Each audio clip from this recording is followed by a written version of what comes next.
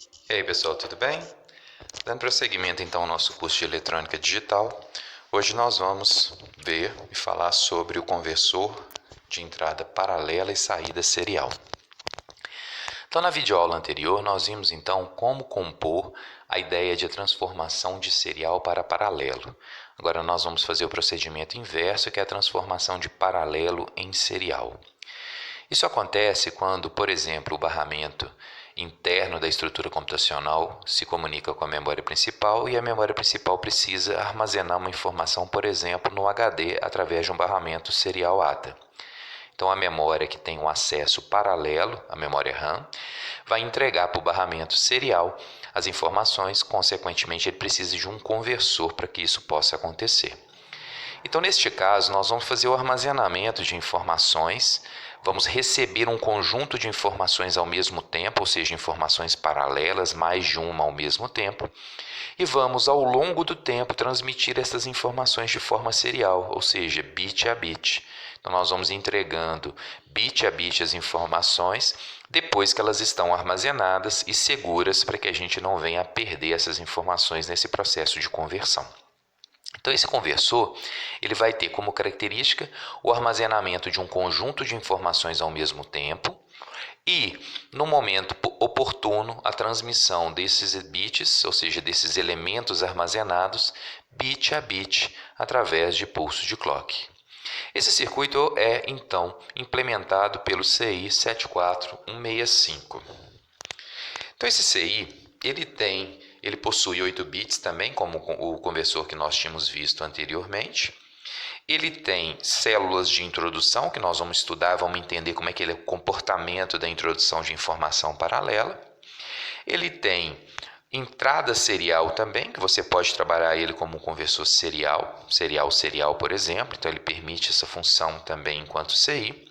Ele tem uma entrada de clock, que vai permitir que você possa atuar sobre o sistema empurrando os bits de forma serial. E ele tem um controle dessa entrada de clock que pode bloquear o sistema quando nós estamos recebendo novas informações, ou seja, quando nós estamos recebendo um novo pacote de informações paralelas. Então ele trava o processo, você consegue bloquear o pulso de clock para receber esse conjunto novo de informações para que depois você possa transmitir essas informações em tempo oportuno de forma serial. Então, primeiro vamos entender essa célula de introdução, que são estas duas NANDs que nós temos em cima e embaixo. Podemos observar que a NAND de cima, ela liga-se ao SET, que é uma entrada assíncrona que permite que eu vá setar a minha saída Q. Então, o que é setar a saída Q? É tornar a saída Q nível lógico alto. Embaixo, nós podemos observar uma outra NAND que está conectada ao R, ou reset. Então, o reset torna Q barrado igual a 1. Consequentemente, ele faz com que Q se torne 0. Ele reseta o nosso valor armazenado. Então, esta função, ou esses dois elementos, permitem que eu vá introduzir a informação A, B ou C, é uma informação que está chegando no barramento paralelo nas células de memória. Então, eu vou guardar todas as informações que chegam ao mesmo tempo através da utilização da entrada A, dessas duas portas NAND, mas é necessário, então, que eu libere esse processo de armazenamento. E esse processo de armazenamento vai ser liberado por essa entrada SH/load. Ou seja, neste momento nós vamos garantir que eu posso ou receber entradas paralelas ou fazer um processo de transmissão serial destas informações. Então, para que a gente tenha o funcionamento, ou seja, a introdução de informações, é necessário que eu libere a função de transferência que é liberada através da entrada SH/LD. Então, ela precisa se tornar 1. um lógico para que ela possa liberar o funcionamento. Quando ela é zero, consequentemente, zero na entrada de uma NAND garante que a saída se torne 1. 1 no set e no reset vai garantir que você está em funcionamento normal, consequentemente que você não tem a possibilidade de alteração do flip-flop baseado nas entradas set e reset. Mas quando SH/LD se torna 1, nós temos que observar a outra entrada que é fornecida pelo barramento paralelo para então determinar o que venha ou o que pode ocorrer. Então vamos levar em consideração o primeiro caso, onde A é igual a 1 e nós vamos liberar a possibilidade de armazenamento desta informação na célula. Então vamos ver como que isso vai acontecer. Então podemos observar lá em cima, ó, A igual a 1. Então no desenho eu fiz a descrição destas entradas. Então eu tenho A igual a 1 e vou colocar o SHLD também como 1, permitindo então que eu vá gravar essa informação no flip-flop. Então a primeira porta NAND, que é a porta de cima, nós podemos observar que as suas entradas são 1 NAND 1. E aí quando as entradas NAND são iguais a 1, e nós temos então na função de saída a inversão, ou seja, ela se torna zero. Então é a única condição onde ela se torna zero. Então quando eu tenho 0 em 7, então consequentemente a minha saída Q vai se tornar nível lógico alto, ou seja, eu vou setar a informação. Mas podemos observar que quando a saída desta NAND se torna zero, nós temos um caminho que vai levar esta informação lá para a estrutura de baixo. E aí nós vamos ter uma entrada que é a saída da NAND e a outra entrada é a porta SHLD. Então nós vamos ter 0 NAND 1 na nossa NAND de baixo. Quando a gente tem 0 na entrada de uma NAND, automaticamente ela se torna 1. Então o reset vai se tornar 1. Consequentemente, ele não altera o valor de Q barrado. Então a gente pode chegar à conclusão que a variável Q vai ser igual à entrada A, que vai ser igual a 1. Porque neste momento nós estamos setando. Setando é levar a saída Q a se tornar 1. A vale 1, então nós estamos transferindo a informação de A para o flip-flop através da utilização das entradas set e reset. Mas nós temos uma outra possibilidade. Nós temos a possibilidade que no barramento chega uma informação que é igual a 0 e não igual a 1, como nós observamos no exemplo anterior. Então agora nós vamos levar em consideração esse segundo experimento, ou seja, nós vamos considerar agora que A é igual a 0 e vamos liberar a introdução de informação, que é liberar a entrada SH/LD, colocando ela em nível lógico alto.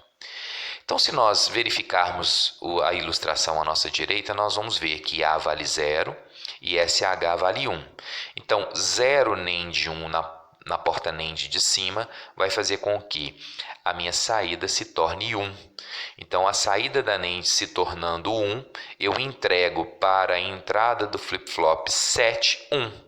Então, neste caso, quando o set é igual a 1, o que vai se tornar igual ao que anterior, ou seja, não há alteração, eu não faço com que haja uma alteração na minha função de saída.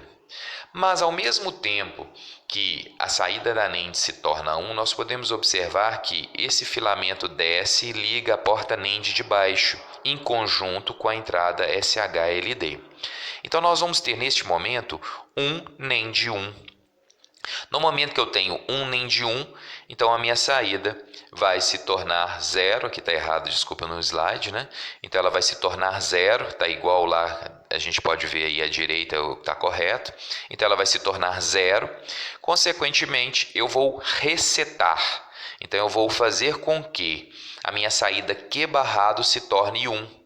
No momento que minha saída Q barrado se torna 1, eu forço automaticamente o Q a se tornar 0, ou seja, eu vou resetar o meu flip-flop. Isso faz com que Q seja igual a A e, consequentemente, igual a 0, que é a informação que chega, então, nesse processo. Então, nesse momento, eu consigo transferir também a informação 0, permitindo o acesso dessa informação ao armazenamento de forma paralela. Então, como é que o circuito vai funcionar na estrutura completa? Então nós vamos primeiro receber as informações paralelas através dos pinos A, B, C, D, E, F e demais pinos que o CI tem a disponibilidade de dispor. Ao receber essas informações, então nós vamos bloquear o pulso de clock. Como é que a gente faz para bloquear? Colocando o clock INH em 1. Consequentemente, 1 numa porta ou dá 1 como saída e você vai manter esse 1 independente das variações de clock. Isso faz com que você bloqueie o clock, porque a passagem de 0 para 1 é que determina o pulso de clock nesse circuito. Como você não vai voltar a 0, vai sempre manter em 1, então ele para o processo de chaveamento do clock, consequentemente ele mantém os circuitos parados. Então, eu primeiro introduzi informação, depois eu bloqueei o pulso de clock pelo clock INH, e agora então eu vou liberar a entrada de informações paralelas através da mudança da entrada SHLD. Então eu torno ela 1, consequentemente, como nós vimos nos slides anteriores, nós vamos ter a possibilidade de escrever esta informação nos flip-flops. Depois que eu fiz a escrita ou a transferência dessas informações para o flip-flop, então eu preciso bloquear a possibilidade da entrada paralela. Então eu vou lá no bit de entrada SHLD e coloco ele em nível lógico 0. Eu vou no clock INH e libero colocando ele em 0. Consequentemente, eu vou passar a ter pulsos de clock. Os pulsos de clock, então, vão fazer com que as minhas saídas alimentem entradas dos flip-flops seguintes. E podemos observar que a toda a minha direita, nós temos ali um bit de saída QA, que vai ser então a minha saída serial. Consequentemente, todas as vezes que eu der um pulso de clock, eu vou colocar uma nova informação no barramento serial que vem do flip-flop anterior. E eu vou deslocando as informações que eu tenho até que depois da quantidade de bits de clock de acordo com o tamanho do barramento paralelo, eu vou conquistar a transmissão de todas as informações.